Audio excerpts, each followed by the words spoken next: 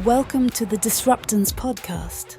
The Disruptance Podcast is the show that disrupts the way entrepreneurs think to make them more profitable and impactful. Rethink tired and outdated business norms to welcome innovation and unlock your unlimited possibilities. Here are your hosts, Eric Forney and Greg Fowler. Eric, we got this one. Another episode of Disruptance here, jamming out.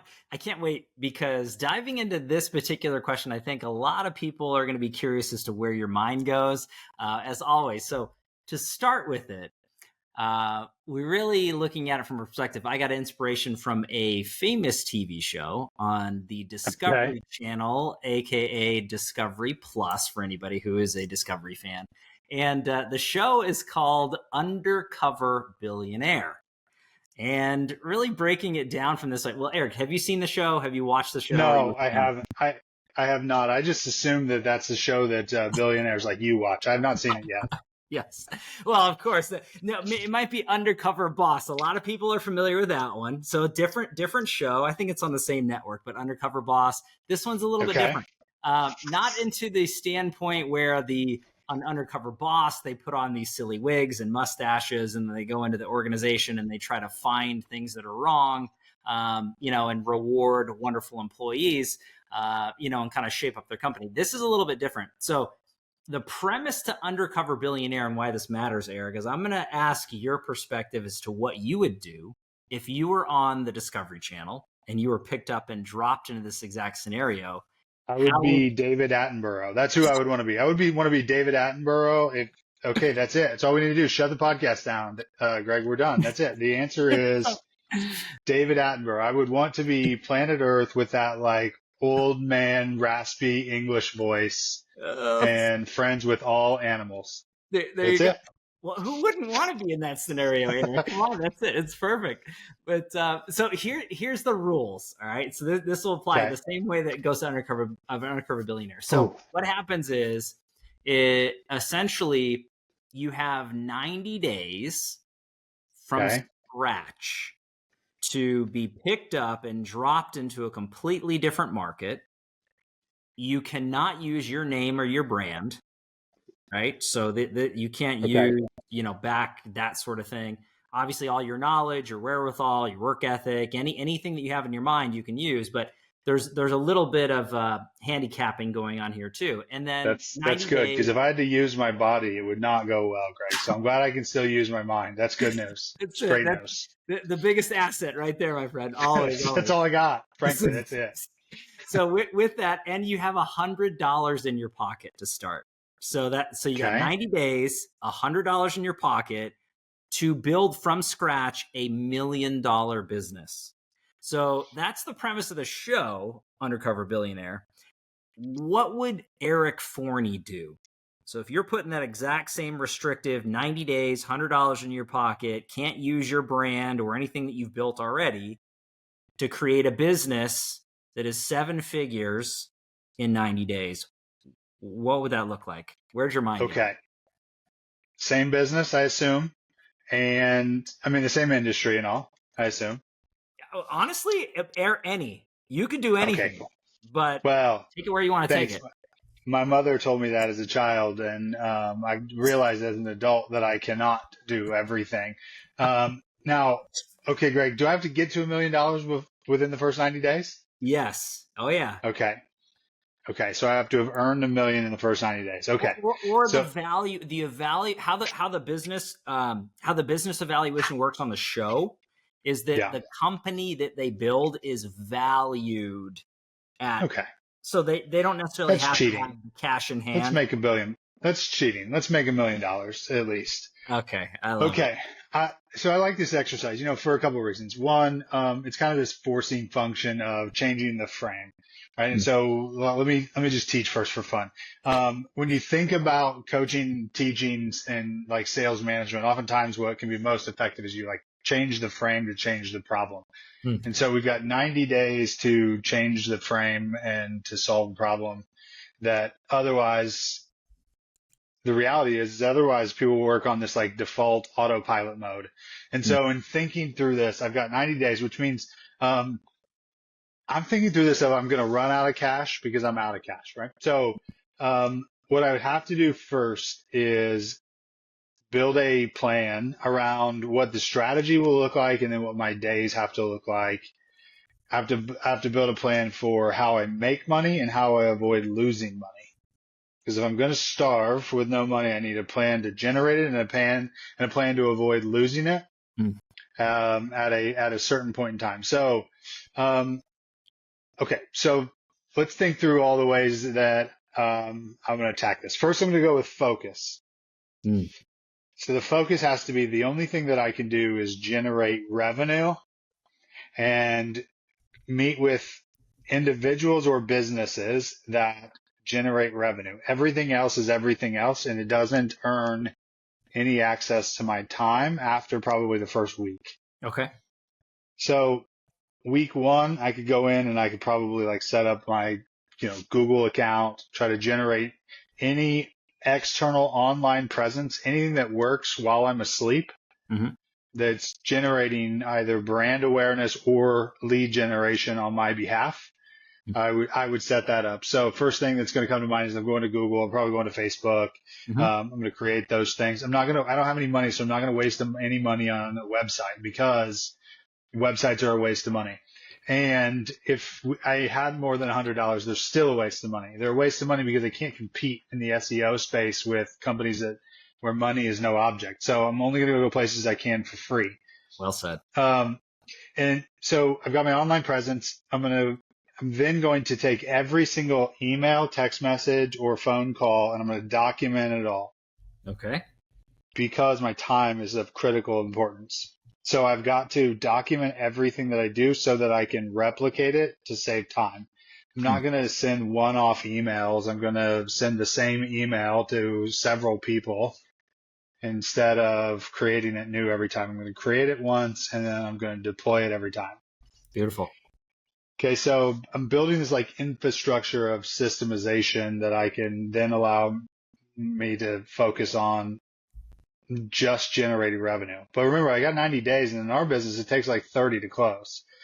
So I've got to be in a hurry, which means I need to go up the ladder of there's a few ways that I can earn money in a business. Okay. They are, I can increase the number of customers that I have, okay, or I can increase the amount of money that I get per customer. Gotcha. There's only two options, Greg. I can either increase the amount of money I make per customer or increase the amount of customers. Because time is of critical importance, I'm going to need to do, for sure, the second option, which is I need to increase the amount of money I make per customer. Okay. So I've got to go up the price point ladder and go to generate more money per customer. So I've got to go to higher price neighborhoods. Okay.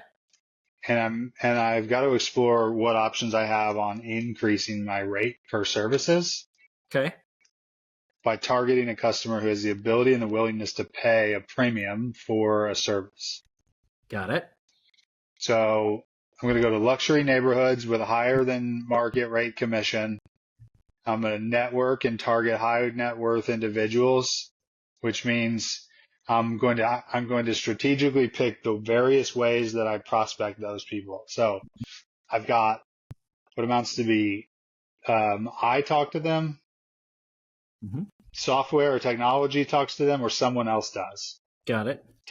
Because time's important. I need all three of them. So okay, me talking to them means is I'm going to call, probably door knock, and I'm also going to do open houses. Love it.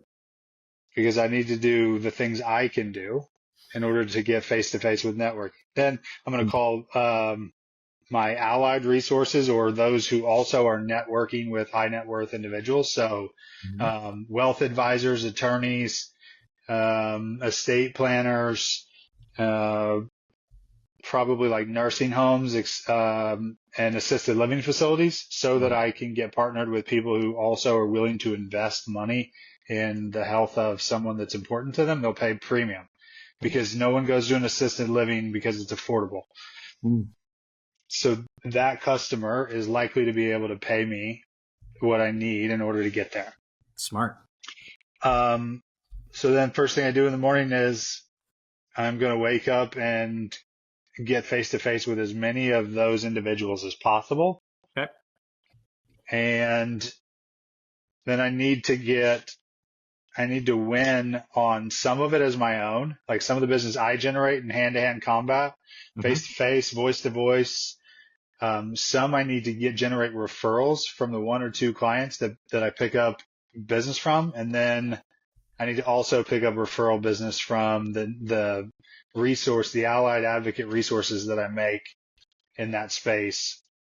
I need to have a plan for all three of those. Okay. Okay. So at that point in time, hopefully I've generated at least one bit of revenue. Okay. It's going to take probably 30 days to get revenue in our business. So I'm going to be hungry.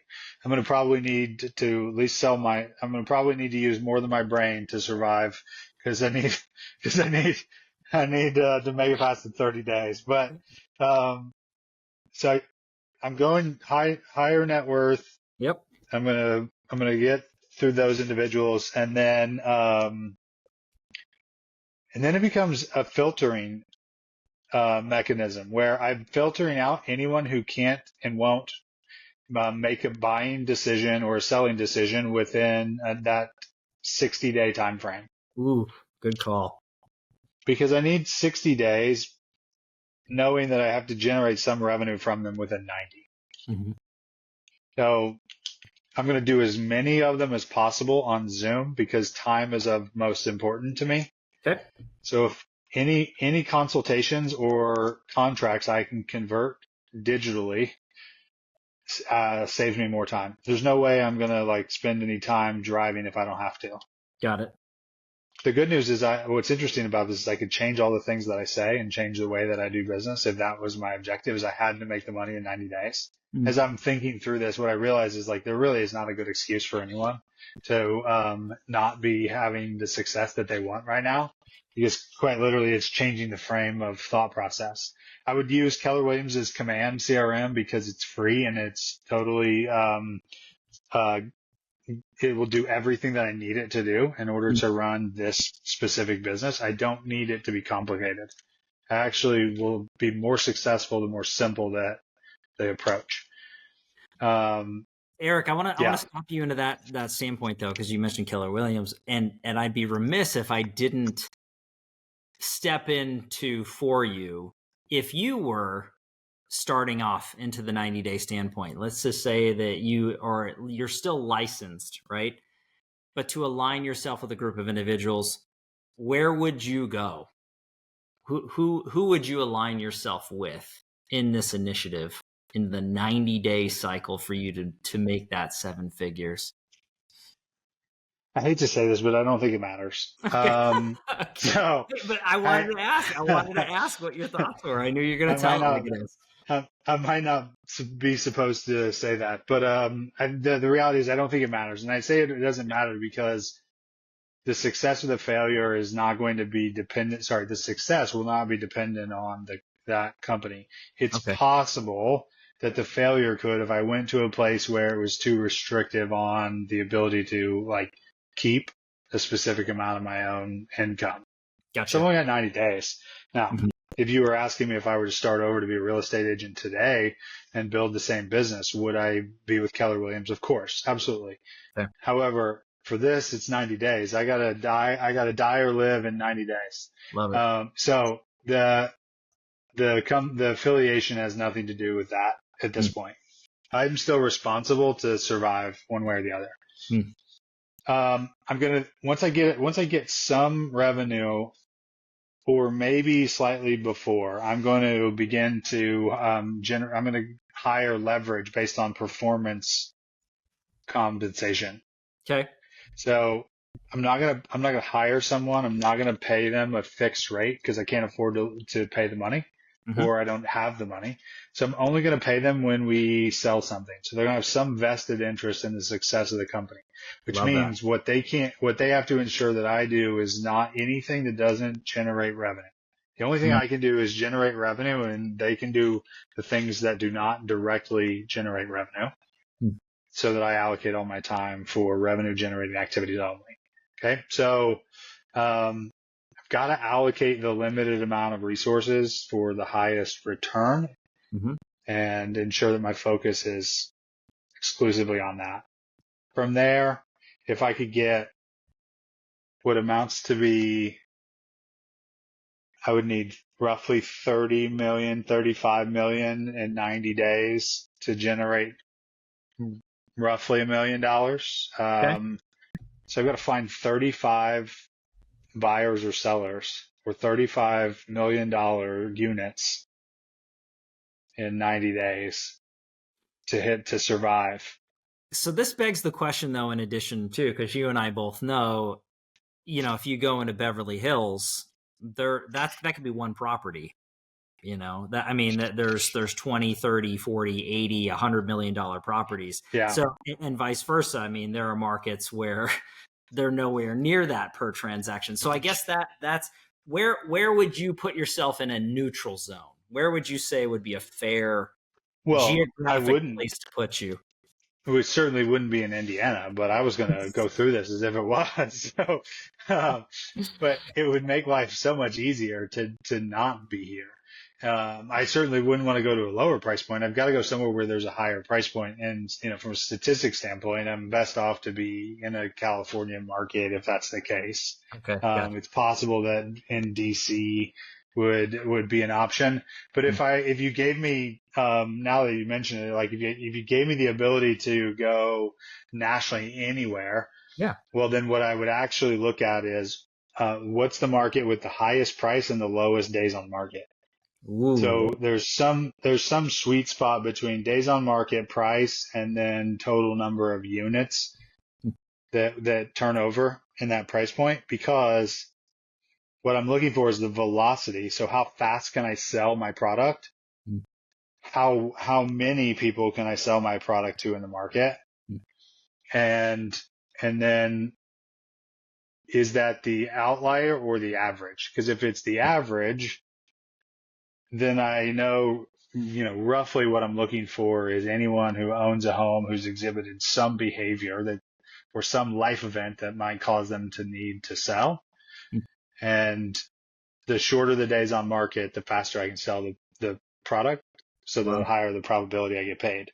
I don't know without looking where that market is, but my gut says it's probably a California market. Okay. But what I love about this exercise and this thought process, Eric. Well, hold on. Before I jump into it, is there anything else that you didn't add into that equation to get you from essentially the $100 in your pocket to $1 million in 90 days? What's so funny is really there's not much needed for all of this, in the sense that I don't really need to be spending much money on almost anything. Mm-hmm. I mean, I'm going to have some cost, but the reality of it is I could probably find vendors in the market who would be willing to defer cost also until closing. Sure. If I could, if I went out and was strategic about having those conversations. I don't mean to talk like the old man on the front porch with the kids on my lawn, but to a large degree, what you realize when you change this frame and think about if I had to do this in 90 days, it's a thought exercise, and then it's a decision and focus from there. Because there really, once you get so crystal clear on the fact that your job is only generate revenue, and in order to make it a full 90 days, you have to generate a certain amount of revenue to survive. That's not actually that difficult. It just means you can't do everything else. And the answer is, for most realtors today, is why the hell were you doing it anyway? Yeah. If you had to do it because that would be necessary for you to have the best business in the least amount of time, why do it at all? Well, the reason why people do it is because they look around and they see what others are doing either around them or on the internet. And it's because enough sheep are doing one particular activity doesn't make it a good, viable strategy for you or for your business. And most of the time what I find is that actually ends up being what harms most people's business in the real world, not in this fictitious exercise, is they pay more attention to each other than they do to best practices. Mhm. But Eric, the fact that you had mentioned that it's painting a perfect picture is, you shouldn't be following the majority of the population in the industry, because unfortunately you look at percentages of volume and transactions closed, there's a small percentage doing the large percentage of amount of closed transactions. Oh So yeah. honing in on that smaller detail, I think, is crucial to true practitioners. But as you mentioned, I love this exercise because it's a force to say, hey, what would I do? What are the highest and best uses of my time? And the funny thing about it is that I think everybody that's listening to this and tuning in can literally take the framework that you put out there and say, okay, well, I don't have to do that 90 days, right? I can give myself Yeah. a little bit more grace. But the idea behind that is if you take even just segmented portions of what you mentioned, you're going to be generating revenue. I mean, Yep. you'll have to self-sabotage. So that's what I love about this is it's not just theoretical, right? Or fictitious into an exercise. It's something that anyone can take and apply and really implement to have success. And again, I love the advice that you gave. Well, let me break it down just so that we can kind of tie a bow on this. So Yeah. here's kind of my thought process then is I'm going to first build the shortest amount of free infrastructure that I can, Mm-hmm. so that if I can get any perpetual motion while sleeping or while not working, that's spinning off business, I'm going to do that. But I'm going to do it for the smallest limited amount of time, like a day or two, Mm-hmm. couple of days, just a short period of time. From there, then I want to make sure that I'm not wasting a dollar on unnecessary expenses. So no overhead, only essential costs. No office space, no expensive marketing, no pretty flyers. I don't need things that make my ego feel good but don't end up generating revenue. I'm going to focus on a luxury niche and something with a high price property that generates a high dollar per transaction. Mm-hmm. I'm going to not even attempt. I'm going to ignore any online presence that takes time to compound. Mm-hmm. I can only do things that work in the short term, and most of those are face to face, voice to voice. So I'm going to network with multipliers like Mm-hmm. affiliate, allied resources. I'm going to then do face to face with consumers at a higher price point by either open houses or through networking events and referrals. Mm-hmm. And from there, I'm going to hire out the leverage to give me the time back by getting somebody to be paid at closing, pay per transaction, do as many consultations and contracts on Zoom or on some digital device possible because I can't take the time to drive. But I do think I could still do delivery of value via Zoom Mm-hmm. or on some digital delivery in order to still earn the amount of revenue necessary. So the interesting thing is I'm really not doing all that much. I don't need to. Oh, and I'm going to use the free technology possible. I've got email. I've got KW Command. I could use AI to generate as much, and then I'm going to template everything and realize that the one thing is the one thing, and that's generate revenue. Everything else is everything else, and none of it matters if I don't get it to the 90 days with $1 million. I would say, Eric, if you're looking at it from that standpoint, I'm not a Discovery Channel executive, but if I'm hearing this, or if you guys are tuning into this, this is Eric's audition tape for Undercover Billionaire Season 3. This man will make it happen, as you can see right here. I would have dressed nicer if I would have known I was auditioning on Nat Geo today, but I like it. The fastest way, though, Greg, in case you were wondering, the fastest way to become a billionaire is to start one. So if you have the ability to marry a billionaire or get the trust fund of a billionaire, that's the best strategy. If those two options, if your wife wouldn't like that, though, I think I laid out a good enough plan for you, at least. I think it's there. I think everybody can really take away from it and apply it. And that's what's great. Not in a 90-day standpoint, but a holistic nature into their business today to really grow. And I love that. And just the playful nature that is always, again, Eric, that that information to me is spot on. And I know we can dive and dissect deeper into those notes maybe in another episode, but man, I love it. I'm really glad that we went through this exercise. Killer episode. Thanks, buddy. Take care.